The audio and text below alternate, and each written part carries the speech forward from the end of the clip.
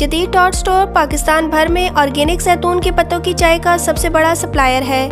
हमारी ये चाय जैतून के मखसूस किस्म के दरख्तों के पत्तों से तैयार की जाती है।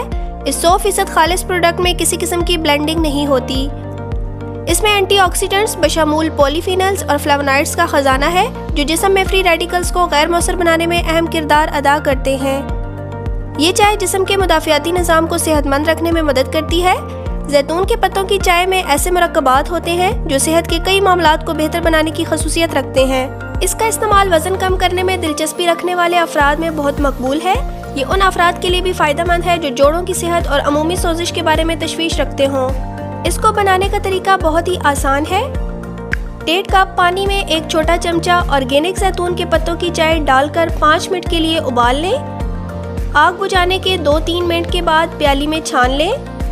अब हस्बे जायका मीठा शामिल कर लें। बहुत ही मज़ेदार सेहत अफ़ज़ा कहवा तैयार है। अभी ऑर्डर कीजिए और 3 दिन में अपने पता पर वसूल कीजिए।